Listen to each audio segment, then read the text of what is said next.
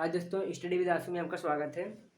आज हम पॉलिटी का टॉपिक महान्यायवादी को बताएंगे, जिसके विषय में मान लीजिए कोई भी इम्पोर्टेंट क्वेश्चन आता है तो इससे फंस जाएगा। ठीक है, जैसे इसकी नियुक्ति कौन करता है, किस आर्टिकल में आता है, और कार्यकाल क्या है, योग्यता क्या है, और इसका विशेष अधिकार क्या है। यहाँ से क्वेश्चन पूछता है और यहाँ से पूछ लेता है। ठीक, चलिए हम अपना टॉपिक शुरू करते हैं। सबसे पहले महान्यायवादी, इसका वर्णन किस आर्टिकल में किया गया है।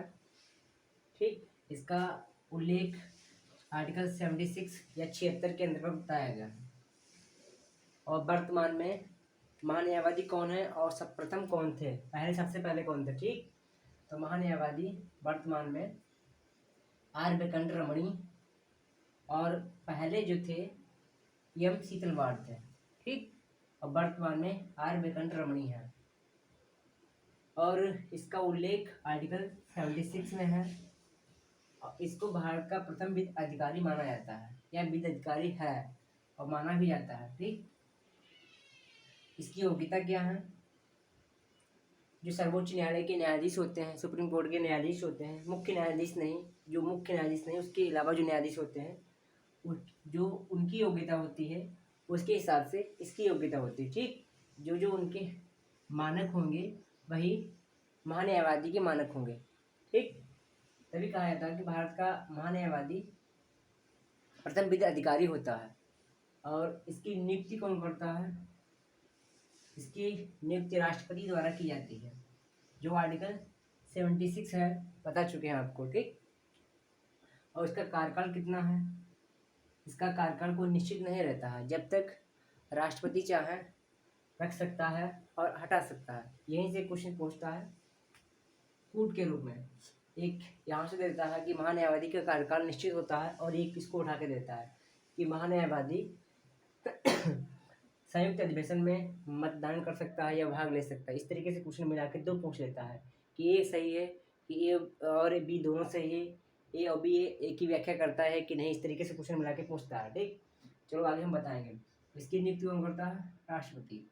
कार्यकाल कितना होता है, राष्ट्रपति के 50%। जब तक राष्ट्रपति चाहेगा तब तक रहेगा और अपने हिसाब से राष्ट्रपति इसको निकाल सकता है। ठीक, इसका वेतन कितना होता है, कोई निश्चित वेतन नहीं होता है, क्योंकि राष्ट्रपति अपने हिसाब से इसका वेतन निश्चित करता है।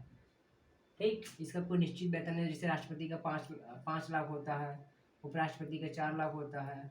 इस तरीके से इसका कोई निश्चित वेतन नहीं होता। ठीक, और इसको जब त्यागपत्र देना होता है महान्यायवादी को, तो किस व्यक्ति को अपना त्यागपत्र देगा। ठीक, तो जब राष्ट्रपति द्वारा इसकी नियुक्ति की जाती है तो माना जाता है कि यह त्यागपत्र अपना राष्ट्रपति को ही सौंपता है। ठीक, और इसकी नियुक्ति तो राष्ट्रपति करता है, तभी ये अपना त्यागपत्र राष्ट्रपति को देता है। ठीक, और कार्यकाल का क्या है और विशेष अधिकार क्या है। ठीक, इन दोनों में अंतर देख लीजिए।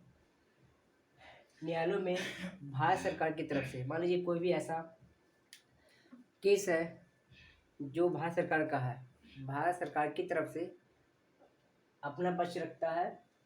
और जैसे न्यायालयों में भारत सरकार की तरफ से पक्ष रखना और कानूनी सलाह देना सरकार को। ठीक, ये दो होते हैं। और एक और होता है राष्ट्रपति द्वारा अन्य कार्य सौंप जाते हैं तो उनका निर्वहन करना। जैसे मान लीजिए अगर सरकार के खिलाफ कोई केस कर देता है, ठीक, तो जो भी केस है सरकार का, तो सरकार की तरफ से अपना पक्ष रखेगा न्यायालय में। ठीक, और दूसरा कार्य है अगर राष्ट्रपति कोई कार्य सौंपता है तो उसका निर्वाह जरूर करेगा। विशेष अधिकार का क्या है, विशेषाधिकार, ठीक, संसद का सदस्य नहीं होता है, नंबर 1, कार्रवाई में भाग ले सकता है, 2, और तीसरा क्या, संयुक्त अधिवेशन में भाग लेता है परंतु मतदान नहीं कर सकता। यहाँ से क्वेश्चन पूछता है।